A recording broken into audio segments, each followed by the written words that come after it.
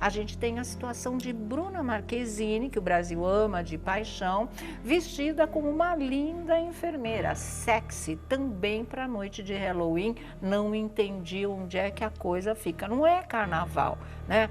É fantasia, mas uma fantasia que tem a ver com outras coisas, com as bruxinhas, com o Frankenstein, com os monstrinhos, com os monstrões. É outra história, é o imaginário humano no lado desconhecido, que é povoado de seres que a gente nunca viu na realidade, ou pensa que nunca viu. Aí o que que acontece? Ela se fantasiou de enfermeira, mas é uma fantasia super discretinha, uma fantasia bonita, não é? Agora, sendo Bruna Marquezine, vira uma coisa sexy, e foi realmente assim, que ela se vestiu com esse tom de muita sensualidade, tanto que a fantasia, o vestido é todo colado no corpo, esse belo corpo que ela tem, escultural, curtinho, ela lindinha, né, super maquiada.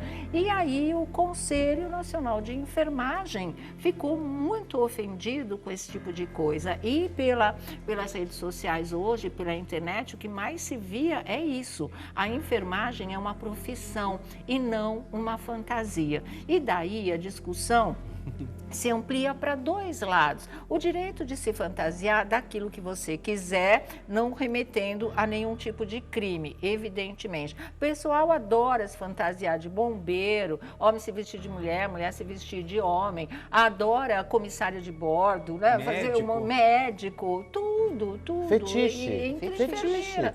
E não é você, o que a fantasia dá pra gente é a possibilidade de se sentir em outra maneira de existir, de ser num mundo de verdade. Então você gosta de exercitar esse tipo de coisa. Então, primeira questão, poxa, a gente não vai poder se fantasiar daquilo que a gente gosta, daquilo que a gente quer, né? A gente não pode ser o Aladim, o gênio da lâmpada, a Yasmin, a gente não pode ser a Bela Adormecida, a gente não pode ser o dragão da floresta. Como é que é essa história? Fica essa questão. E a outra questão é a história de transformar sempre a mulher em objeto sexual. E é nesse ponto, principalmente, que o Conselho está batendo, porque eles dizem que sempre houve, né, essa história, e a Globo teve muito problema com o Conselho de Enfermagem nas suas novelas, vocês se lembram, porque eles querem dessensualizar a imagem da enfermeira para que isso não acabe sendo transformado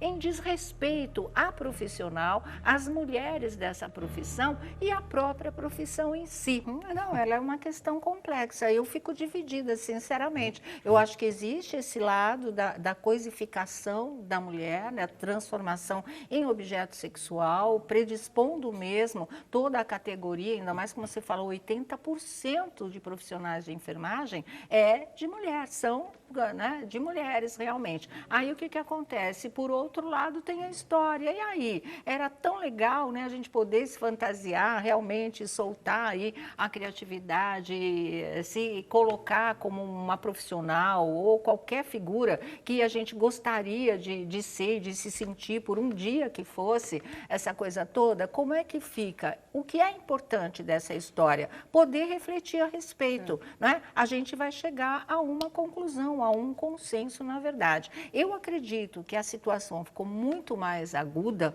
pelo tempo que a gente vive de pandemia, por essa época, por esses quase 2 anos em que a gente enfrenta isso, e que os profissionais da saúde, as enfermeiras, os médicos, todos os assistentes, os motoristas das ambulâncias, essa coisa toda, se transformaram em verdadeiros heróis, não é? Porque a gente deve tudo para eles em matéria de assistência, de batalha para salvar nossa vida, para diminuir o sofrimento das pessoas, para ficar em contato com os familiares desesperados. A luta é muito grande. Agora está amenizando um pouco, mas ela não deixa de existir. A gente ainda tem um número alto de mortes, 300 por dia. É muita coisa ainda. Parece que dá aquele alívio, porque a gente não fala mais em 3.000, 4.000, 5.000 mortes por dia, mas ainda é alto, cada vida importa. E as pessoas estão, né, se esquecendo desse tipo de coisa e não podem. Mas Mas como os profissionais da saúde viraram nossos heróis, assim como os bombeiros, os médicos sempre foram,